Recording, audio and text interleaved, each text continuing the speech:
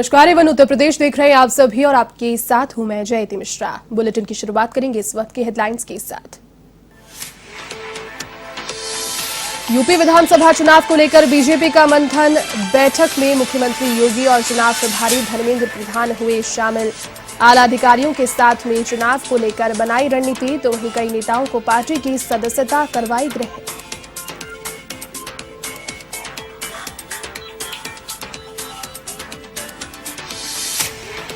UP में टीकाकरण का आंकड़ा 16 करोड़ के पार। मुख्यमंत्री योगी ने कहा, आप भी अवश्य लगवाएं टीका, जीत का तो ओमिक्रॉन पर अतिरिक्त सतर्कता बरतने के दिए निर्देश।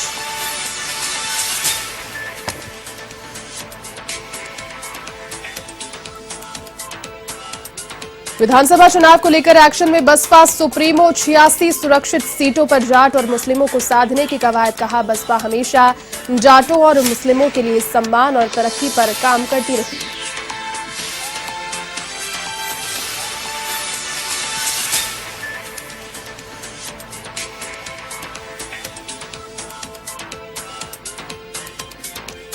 कौशाम्बी में रफ्तार का कहर। ट्रैक्टर की चपेट में आने से 2 मासूम बच्चों की मौत। एक छात्र की हालत गंभीर। स्कूटी से स्कूल जाते समय हुआ हादसा।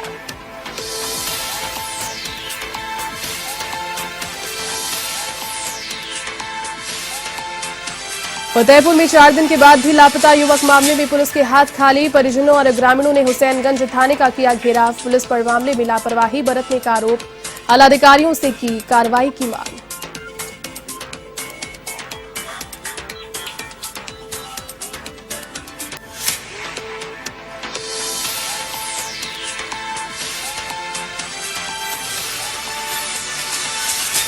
चलिए अब खबरें विस्तार से। मुख्यमंत्री योगी आदित्यनाथ ने टीकाकरण को लेकर कहा कि उत्तर प्रदेश देश का ऐसा पहला राज्य बन गया जहां 16 करोड़ से अधिक कोविड-19 रोधी टीके का सुरक्षा कवच प्रदान किया गया। योगी ने ट्वीट किया और कहा कि जीवन एवं जीविका को सुरक्षित करते हुए उत्तर प्रदेश 16 करोड़ से अधिक कोविड-19 रोधी टीके का सुरक्षा कवच प्रदान करने वाला देश का प्रथम राज्य बन गया है। ये उपलब्धि प्रधानमंत्री के मार्गदर्शन एवं कर्तव्यनिष्ठ स्वास्थ्य कर्मियों के अथक परिश्रम को समर्पित है। आप भी अवश्य लगवाएं जीत का टीका।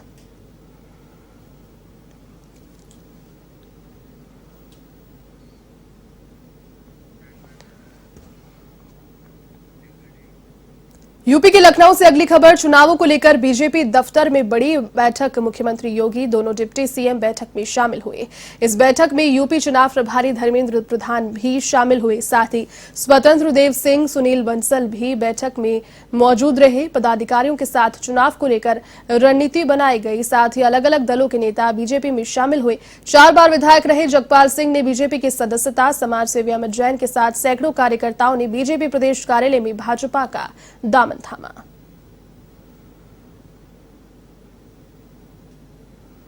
इस विधानसभा चुनाव के पूर्व एक यात्रा निकाली गई, जिसको लेकर के आज संगठन ने यह यात्रा पर विस्तृत कार्य योजना बनाने के दृष्टि इस चर्चा के लिए आप सबको यहाँ पर आमंत्रित किया है। हम सब जानते हैं कि आजादी के बाद मोदी जी ने देश की परंपरागत चली आ रही राजनीति को, जो भाई उम्मीदवाद, क्षेत्रवाद, भाषावाद, जातिवाद, मत और मजहब के दायरे में कैद होकर के रह गई थी, उसे गांव के लिए, गरीब के लिए, किसान के लिए, नौजवानों के लिए, महिलाओं के लिए, गरीब कल्याण के लिए और एक नए भारत के रूप में स्थापित करने के लिए जिस अभियान को आगे बढ़ाया, आज वह प्रत्येक नागरिक की जबान पर सुनते हुए और आश्चर्य कर रहा हूं जब मीडिया वर्तमान में किसी व्यक्ति के तरफ से पूछता है तो भले ही राजनीतिक दलों के लोग न बोल रहे हों, लेकिन एक कॉमन है, केंद्र सरकार और प्रधानमंत्री मोदी जी की गरीब कल्याण योजनाओं की मुक्त कंठ से सराहना करता है। बसपा सुप्रीमो मायावती ने प्रदेश की 86 सुरक्षित सीटों पर दलित ब्राह्मणों के साथ साथ अब जाट और मुस्लिमों को जोड़ने की तैयारी शुरू कर दी है। सोमवार को उन्होंने इसको लेकर संबंधित पदाधिकारियों की बैठक ली और मीडिया कर्मियों से बात करते हुए कहा कि बसपा हमेशा जाटों मुस्लिमों के सम्मान और तरक्की पर काम करती रही है। प्रदेश कार्यालय में बसपा प्रमुख मायावती ने कहा कि डॉक्टर भीमराव अंबेडकर ने ओबीसी दलित वर्ग के लोगों के लिए सरकारी नौकरी में सुविधाएं व शिक्षा की व्यवस्था की, लेकिन अब केंद्र व राज्यों की जातिवादी सरकारें नए नियम कानून बनाकर इन्हें प्रभावहीन करने का प्रयास कर रही है और अभी दलितों और आदिवासियों पर जुल्म हो रहा है।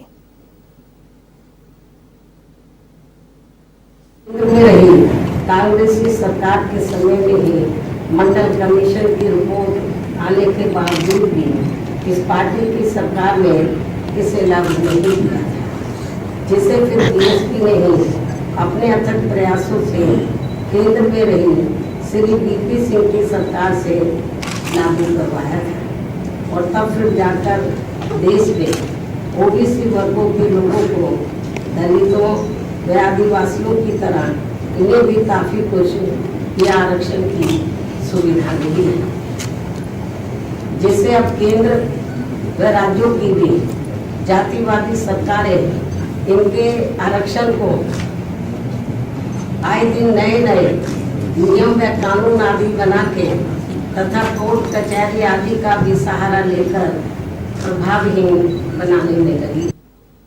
यूपी के सिद्धार्थनगर से अगली खबर। भाजपा के कद्दावर नेता और पूर्व विधानसभा प्रत्याशी हरिशंकर सिंह ने अपने सैकड़ों समर्थकों के साथ बसपा में शामिल हो गए। मुख्य सेक्टर प्रभारी घनश्याम चंद्र खरवार ने बसपा पार्टी की सदस्यता उन्हें दिलाई। इस दौरान बसपा जिलाध्यक्ष राजकुमार आर्य, महासचिव शमीम अहमद सहित सैकड़ों कार्यकर्ता और समर्थक उपस्थित रहे।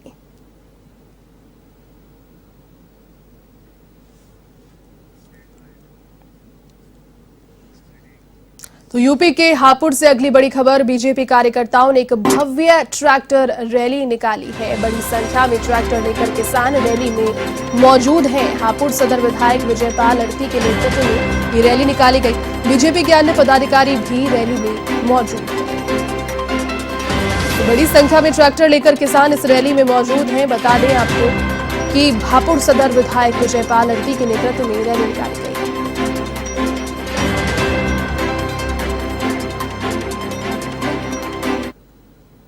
यूपी के कासगंज में कांग्रेस ने भाजपा भगाओ महंगाई हटाओ अभियान के तहत प्रतिज्ञा पदयात्रा निकाली। यहां के पटियाली विधानसभा क्षेत्र के गंज डुंडवारा में युवा कांग्रेस के राष्ट्रीय सचिव इमरान अली के नेतृत्व में यात्रा निकाली गई। इसी के साथ नुक्कड़ सभा के माध्यम से जनता से संवाद किया गया। इस दौरान इमरान अली ने कहा कि बढ़ती हुई महंगाई ने जनमानस को हिलाकर रख दिया है। महिलाएं महंगाई के इस दौर में कैसे अपना घर चला रही है, ये सिर्फ महिलाएं ही जानती है।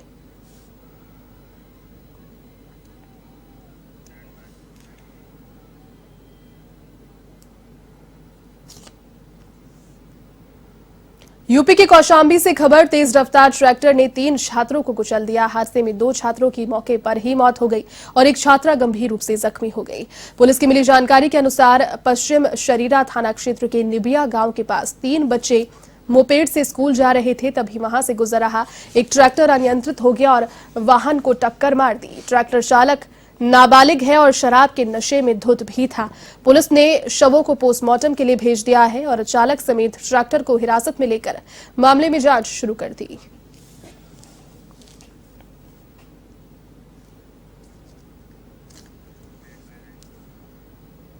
यूपी के बस्ती में चोरों का आतंक। पुलिस लाइन इलाके में चोरी की वारदात। चोरों ने 2 आवासों को निशाना बनाया। सबसे सुरक्षित माने जाने वाले इलाके में चोरों ने धमाचौकड़ी मचा दी। आदर्श कोतवाली क्षेत्र के पुलिस लाइन इलाके का ये पूरा मामला।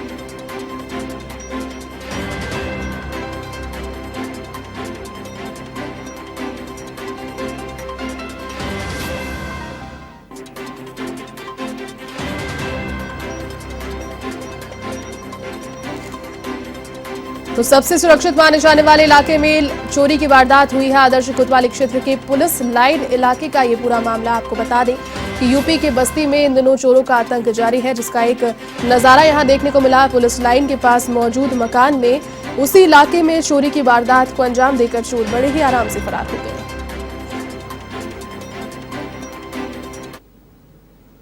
वाराणसी के सिगरा थाना अंतर्गत महमूरगंज स्थित पंचशील नगर कॉलोनी में छत से गिरने से एक बुजुर्ग मजदूर की दर्दनाक मौत हो गई। कारखाने के दरवाजे पर निकला नुकीला रॉड बुजुर्ग मजदूर के पेट में घुस गया, जिससे उसकी मौके पर ही मौत हो गई।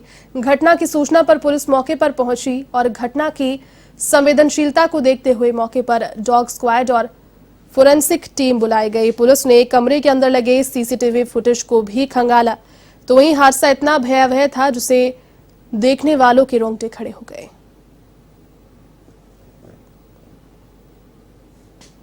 पिताजी क्या करते थे? पिताजी जो काम करते थे वो प्रेसमैन थे, हल्दी वाला काम करते थे सर।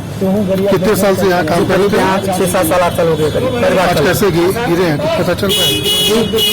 ऊपर से अभी संदेह मतलब संदेह बना हुआ है कैसे गिरे हैं। कैमरा भी नहीं दिखा रहे हैं, कैमरा भी दिखाने में इनकार कर रहे हैं और मतलब पैसा भी नहीं दे रहे हैं। बताइए हम लोग क्या करेंगे बताइए? तो कम से कम इनको तो चाहिए कि नहीं, कम से कम आए तो इनकी मदद करें, हम थोड़ा इनका हेल्प करते हैं। लेकिन वो बंद करके दरवाजे अंदर चले गए हैं। रात दिन यहाँ काम उनका ये था कि मतलब इनकी चौकीदारी भी करते थे, सामान लाते थे जाके दुकान से, सब कुछ लाते थे, पूरा हमको नौकर बनाए थे, इनकी पूरा देखरेख करते थे। आकर हम लोग घर से बता। यूपी के फतेहपुर से बड़ी खबर, लापता युवक के नहीं मिलने से परिजनों ने थाने का घेराव किया। परिजनों सहित कांग्रेस नेता शिवाकांत तिवारी ने इस थाने का घेराव किया, साथ ही पुलिस प्रशासन पर लापरवाही बरतने के आरोप लगाए। थाने के सामने परिजन भी कार्रवाई की मांग कर रहे हैं। 4 दिन से लापता युवक का अभी तक कोई सुराग हाथ नहीं लगा। फतेहपुर के हुसैनगंज क्षेत्र का ये बुरा मामला।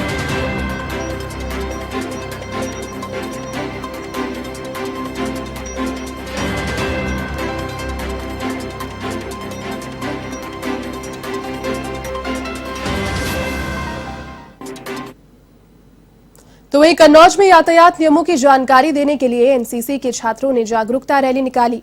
यातायात माह के तहत निकाली गई इस रैली को एसपी प्रशांत वर्मा ने हरी झंडी दिखाकर रवाना किया। डिप्टी एसपी ने रैली शुरू होने से पहले छात्रों को वाहन चलाने के नियमों की जानकारी दी। एसपी ऑफिस से शुरू हुई इस रैली में एनसीसी के छात्र हाथों में यातायात जागरूकता के पोस्टर लिए नजर आए। एसपी प्रशांत वर्मा ने बताया कि लगातार पूरे महीने विभिन्न जागरूकता कार्यक्रमों के जरिए ट्रैफिक नियमों की जानकारी दी जा रही है। जनपद कन्नौज में जैसा कि शासन द्वारा निर्देश प्राप्त है कि यातायात माह मनाया जा रहा है, जिस संबंध में हम लगातार जन जागरूकता के कार्यक्रम आयोजित कर रहे हैं।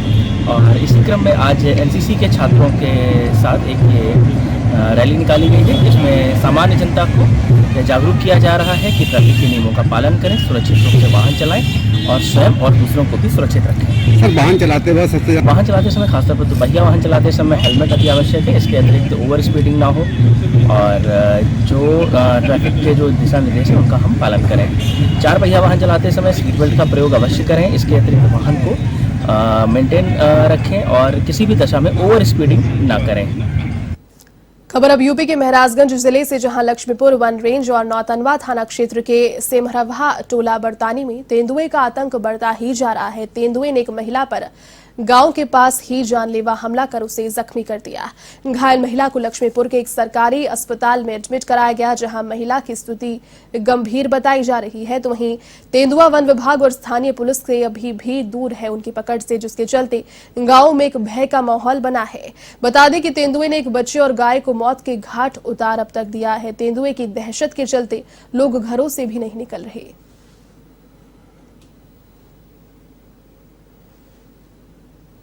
वो आ गया था और उस बच्चे को पकड़ के ले गया और फॉरेस्ट डिपार्ट का जो है प्रयास में लगे हुए हैं पकड़ने के लिए, लेकिन वो पकड़ा नहीं गया है। अभी गांव में अभी बहुत दहशत फैला हुआ है, कोई जंगल में जा नहीं रहा है। हमारे बच्चे को भी लेके गया, अभी कोई सुनवाई नहीं हुआ और उसको प्रयास में लगे हैं वन विभाग, बकीर उसको अभी कहूँ दिखाई नहीं। खबर है यूपी के सहारनपुर से, जहां जिला अस्पताल में कार्यरत संविदा कर्मचारियों ने मुख्य चिकित्सा अधिकारी के ऑफिस का घेराव कर समान वेतन की मुख्य मांग को लेकर हड़ताल शुरू की है।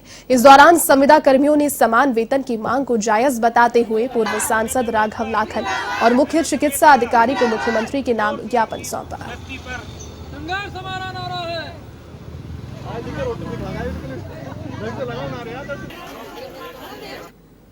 लखीमपुर खीरी के डीएम महेंद्र बहादुर सिंह ने गन्ना बकाया भुगतान को लेकर बड़ा एक्शन लिया है। पलिया की एक चीनी मिल के 3 अधिकारियों पर मामला दर्ज किया गया है। चीनी मिल के अध्यक्षी, वित्त प्रबंधक और गन्ना महाप्रबंधन के खिलाफ एफआईआर दर्ज हुई है। मिल पर किसानों का करोड़ों रुपए बकाया है। डीएम ने पहले ही समीक्षा बैठक में बकाया गन्ना भुगतान को लेकर निर्देश दिए थे और ऐसा नहीं करने पर जेल भेजने की बात कही थी।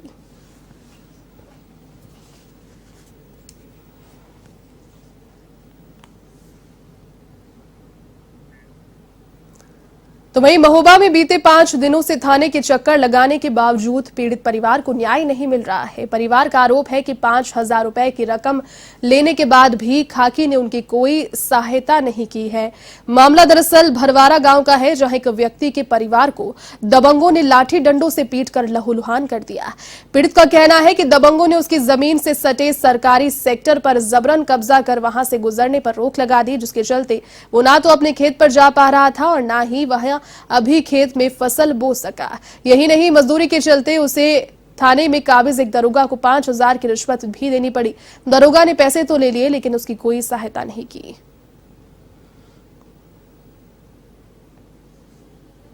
हमें गली रास्ता बंद किए, खेत की रास्ता बंद किए, इससे हमें निकलने नहीं दे रहे। हमने लेखपाल द्वारा सेक्टर निकलवाया।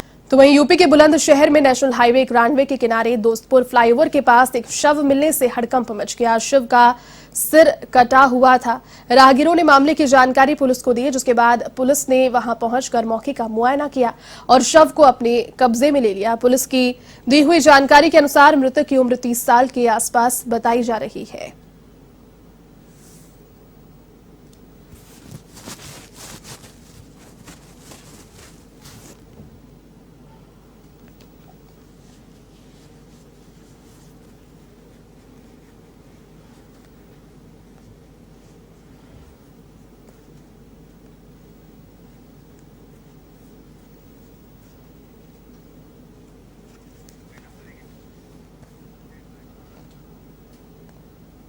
चलिए, इस बुलेटिन में फिलहाल के लिए बस इतना ही। देश और दुनिया की तमाम बड़ी खबरों को देखने के लिए आप देखते रहिए A1 TV। नमस्कार।